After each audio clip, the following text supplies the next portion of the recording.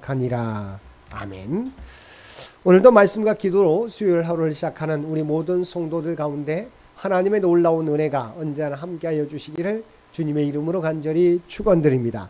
오늘 통독할 말씀은 사무엘상 27장에서 31장까지의 말씀입니다. 먼저 27장은 다윗의 블레셋 망명과 시글락 거주에 대한 내용입니다. 1절에서 4절은 다윗이 사울의 추격을 피해 가족과 따르는 무리 600여 명을 이끌고 블레셋의 가드로 망명하였음을 보도하고 있습니다. 여기서 다윗이 블레셋으로 망명한 것은 본문의 증거대로 사울의 추격을 피하기 위함이었습니다. 그러나 여기에는 이 외에도 그가 이끄는 무리들의 식량을 확보하기 위한 의도도 있었을 것입니다. 사실 사울에게 쫓기고 있던 다윗이 이스라엘 땅에서 정상적인 방법으로 무리들을 위한 식량을 확보한다는 것은 불가능한 일이었습니다. 만일 그가 이스라엘 땅에 그냥 남아 있고자 했다면 약탈을 해야 했을지도 모릅니다. 그런 의미에서 본다면 그의 블레셋 망명은 최선은 아니라 할지라도 차선이라고 할 수도 있을 것입니다. 그러나 그것은 어디까지나 인간적인 생각이 앞선 것이었습니다. 그는 신정 왕국의 왕이 될 자로서 이스라엘의 적대국인 블레셋으로 망명하기에 앞서서 지금까지 자신을 보호해 주시고 구원해 주신 하나님께 물어야 했습니다. 그럼에도 불구하고 그는 하나님께 묻지 아니하고 단독으로 블레셋 망명을 결정하였던 것입니다. 이것은 분명 불신앙적인 잘못된 결정이었습니다.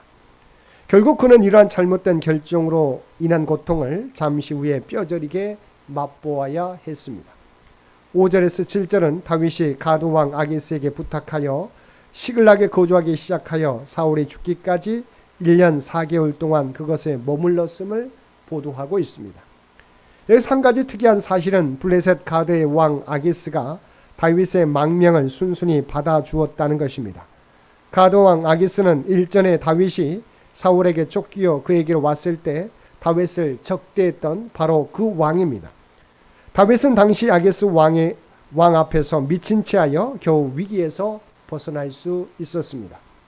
이런 아기스 왕이 다윗을 순순히 받아준 것은 과거에는 다윗을 사울이 보낸 첩자로 생각하였으나 지금은 다윗이 사울에게 쫓기는 신세인 것을 알았기 때문이거나 예전보다 많이 약화된 블레셋의 군사력을 다윗과 그 부하들을 받아들여 보강하고자 하는 의도였기 때문으로 여겨집니다. 8절 이하의 말씀에서는 다윗이 유다 변방의 이방 족속인 구술, 기르스, 아말렉을 공격하여 사람들은 다 죽이고 재물은 취하여 아기스에게 이르렀습니다. 아기스가 침략 대상을 물었을 때 다윗이 유다 남방과 여라무엘 남방, 겐족속의 남방을 쳤다고 거짓 보고하였습니다. 12절에서는 아기스가 다윗의 말을 믿고 그를 신임하기 시작하였음을 보도하고 있습니다. 여기서 다윗이 노략 대상을 위에 세 족속으로 정한 것은 그들이 하나님에 의해 멸망의 대상으로 정해졌음에도 불구하고 그때까지도 남아 이스라엘을 괴롭혔기 때문일 것입니다. 다윗은 아기스에게 보고하는 과정에서 거짓으로 보고함으로써 오점을 남기고 말았습니다. 물론 다윗이 허위 보고한 것은 아기스에게 사실대로 보고할 경우 그로부터 자신의 망명과 관련하여 의심을 받을 수 있었기 때문일 것입니다. 그러나 이유가 어떠하든 그의 거짓 보고는 하나님을 의지하는 사람으로서 옳지 않은 처사로서 결국 그는 이로 인하여 비록 아기스의 신임을 받기는 하였지만 곧 엄청난 위기를 맞이해야만 했습니다. 28장은 블레셋의 이스라엘 침공과 사울의 엔돌에 신접한 여인 방문에 대한 내용입니다. 먼저 1절과 2절은 블레셋이 이스라엘을 침공하기 위해 군사를 소집하면서 아기스가 다윗에게도 참전할 것을 명령하고 이에 다윗이 동의하자 그를 종신호위대장, 다시 말하면 내 머리 지키는 자로 삼겠다고 약속한 사실을 보도하고 있습니다. 3절 후에 사울이 엔돌에 신접한 여인을 은밀히 방문하게 된 배경으로서 사무엘의 죽음과 사울이 이스라엘에서 신접한 자와 박수를 추방한 사실을 보도하고 있습니다. 이어지는 4절에서 7절은 블레셋 군대가 침공하여 수넴의 진을 치자 사울이 두려워하여 여호와께 물었으나 응답이 없으므로 신접한 여인을 찾은 사실을 보도하고 있습니다. 8절에서 14절은 사울이 은밀히 엔돌의 신접한 여인을 찾아가 사무엘을 불러 올려줄 것을 요구하여 사무엘의 영이 출현하게 됩니다. 여기에서 보면 쫓기던 다윗과 쫓던 사울이 공히 매우 어려운 상황을 맞이하였음을 알 수 있습니다. 즉 다윗은 이스라엘 왕으로 기름 부음을 받은 자로서 아기스의 명령으로 동족과 싸워야 하는 절체절명의 위기에 처하게 되었고, 사울은 블레셋의 대대적인 침입으로 그의 생명은 물론 국가의 존폐의 위기를 맞게 된 것입니다. 근데 이 두 사람이 처한 위기는 모두 하나님을 떠남으로 자초한 위기였다는 공통점을 지니고 있습니다. 즉 다윗은 하나님을 의지하는 대신 이방의 왕을 의지하는가 하면 자신의 생각을 앞세워 거짓을 말한 대가로, 또한 사울은 하나님에 대한 불신앙과 교만의 대가로 위기를 맞게 된 것입니다. 15절에서 19절은 엔돌에 신접한 여인이 불러낸 사무엘의 영이 사울을 향하여 하나님이 나라를 다윗에게 주셨음과 사울의 불순종 때문에 이스라엘을 블레셋의 손에 붙이셨음을 말하고 내일 사울과 그의 아들들이 죽게 될 것을 예언합니다. 이어지는 20절에서 25절은 사무엘 영의 말을 들은 사울이 낙심하여 쓰러졌다가 엔돌에 신접한 여인이 차려준 음식을 먹고 기운을 차린 후에 그 밤에 돌아간 사실을 보도하고 있습니다. 우리가 여기서 깨달아야 하는 것은 엔돌에 신접한 여인이 불러낸 사무엘의 영은 결코 사무엘의 영일 수 없고 가짜 사무엘의 영이라는 것입니다. 이 영은 그저 사단이거나 그의 명을 받는 악령에 불과합니다.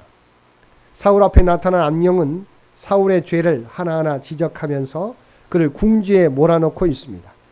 이 악령의 말 속에서 사울을 진심으로 책망한다거나 사울의 범죄를 안타깝게 생각하는 마음은 찾아볼 수 없습니다.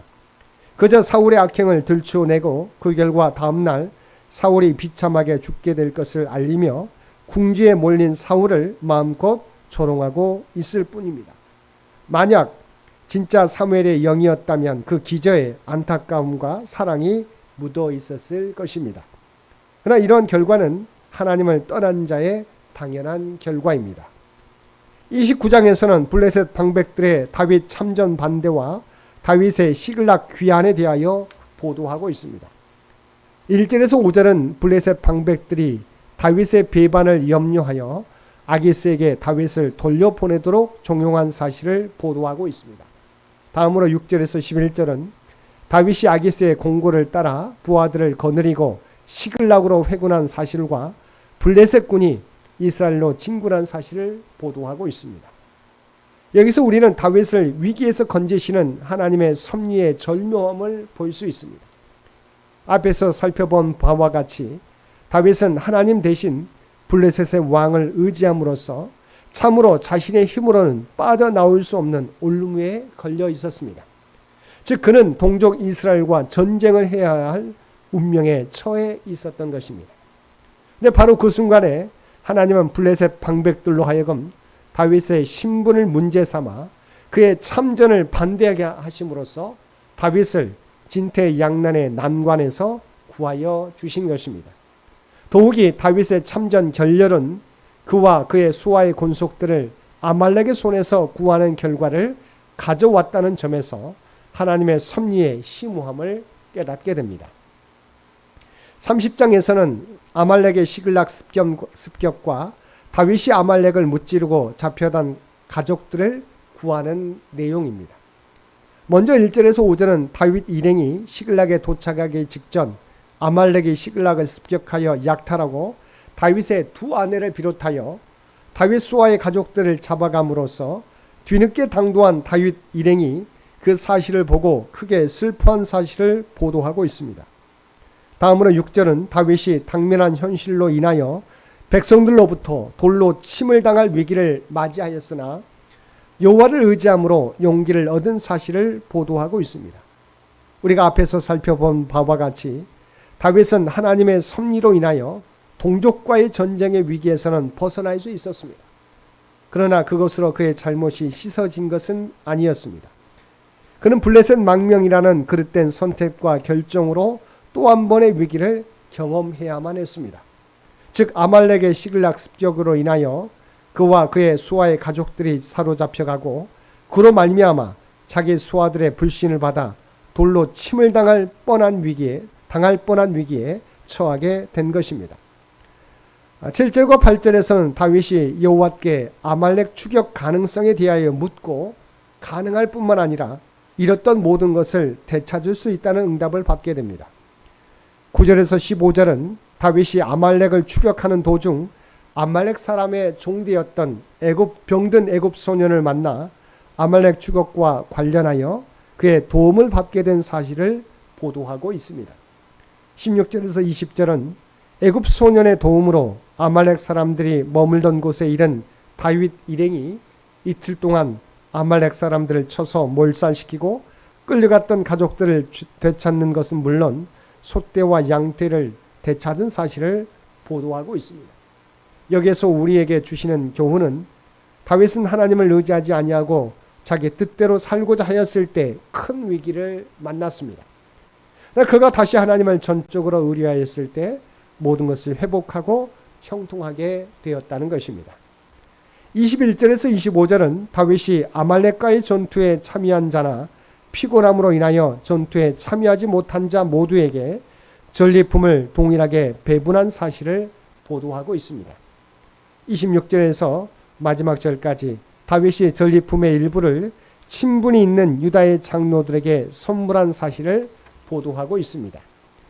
그래서 다윗이 전리품을 분배함에 있어 전투에 참여한 자나 참여하지 않은 자 모두에게 동일하게 분배한 것은 일찍이 모세가 세운 법, 곧 전리품 가운데 절반은 전쟁에 참여한 군사들로 나누어 가지게 하고 절반은 온 백성이 나누어 가지게 한 법을 더욱 적극적으로 실천한 것입니다. 이후 전리품에 관한 이스라엘의 규례가 되었는데 다윗의 이러한 규례의 제정은 전쟁의 승리는 물론 모든 노획물은 하나님이 허락하시란 것이라는 신앙에서 우러나온 산물이었습니다.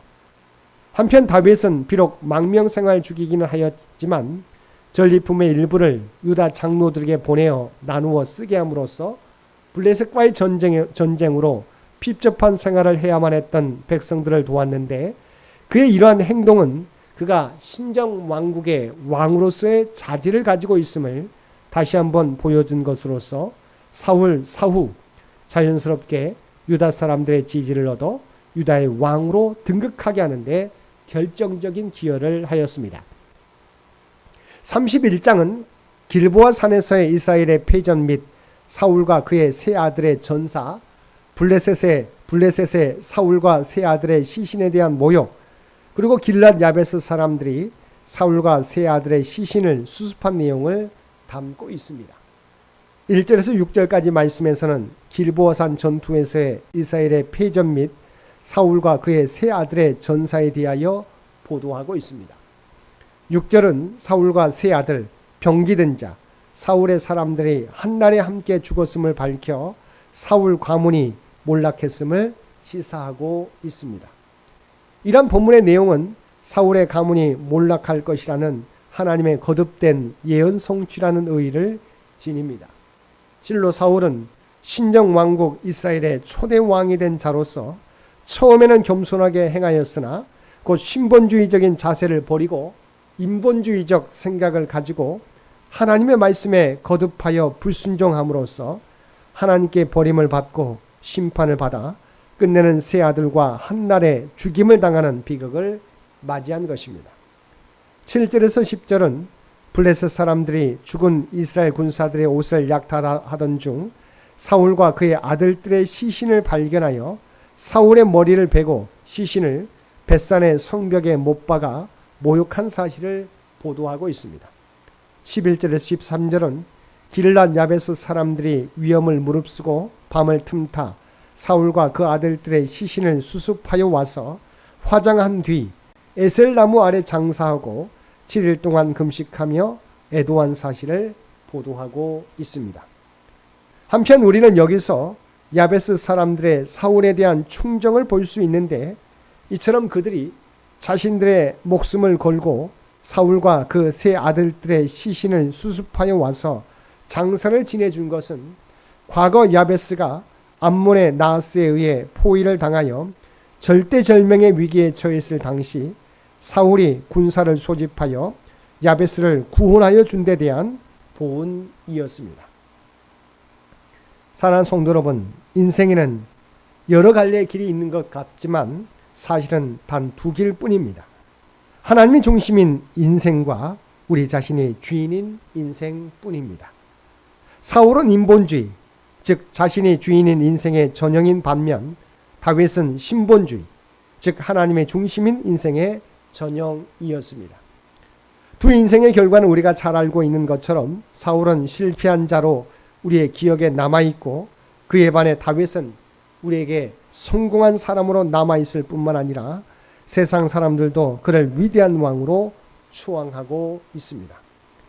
우리의 삶도 다윗과 같이 신본주의 인생을 살아가므로 하나님이 늘 함께 하시며 하나님이 높여주시는 인생을 살아가는 저와 여러분 모두가 되시기를 주님의 이름으로 간절히 축원드립니다. 함께 기도드리겠습니다. 사랑과 은혜가 충만하신 아버지 하나님, 우리로 하여금 사람을 두려워하지 않게 하시고 하나님을 두려워하는 우리 모두가 되게 하여 주옵소서. 그리고 내가 중심되는 인생이 아니라 하나님이 중심인 인생, 신본주의의 인생을 살아가는 우리 모두가 되게 하여 주시옵소서. 오늘도 이 나라 이 민족을 위한 주의 백성들의 간구를 들어주시고 그래서 친히 통치하시고 인도하여 주시기를 원합니다. 백주년을 준비하며 나아가는 장현재단과 장현의 가족들을 기억하여 주시고 우리가 드리는 모든 기도와 봉사와 헌신을 통해서 하나님이 계획하신 바를 이루어가게 하여 주옵소서. 하나님의 뜻과 영광이 나타나는 장현재단이 되게 하여 주시옵소서. 올로 장로님을 비롯한 모든 성도들을 눈동자와 같이 지켜 보호하여 주시기를 원합니다. 특별히 환우들 가운데 함께하여 주시어서 하나님의 놀라운 치유와 회복의 역사를 나타내 보여주시옵소서. 또한 물질적으로 경제적으로 어려움 당하는 주의 백성들 아시지요? 아버지 하나님, 그들의 필요를 아시옵나니 부족함이 없도록 풍성한 은총을 날마다 부어 주옵소서.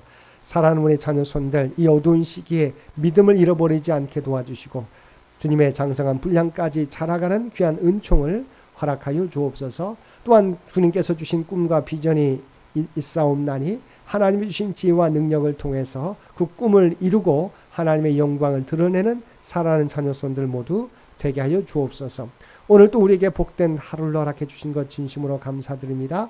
우리 모두가 하나님의 구원받은 백성, 아버지 하나님 또한 구별된 백성이라고 하는 정체성을 가지고 살아가게 하여 주옵소서. 우리가 발을 딛고 살아가는 삶의 현장에서 그리스도의 아름다운 향기와 선한 영향력을 드러내며 살아가게 하여 주옵소서. 또한 우리가 주님의 부활을 증거하는 부활의 증인된 삶을 살아가게 하여 주옵소서. 이 모든 간구 우리를 구원하여 주신 예수님의 이름으로 간절히 기도드리옵나이다. 아멘.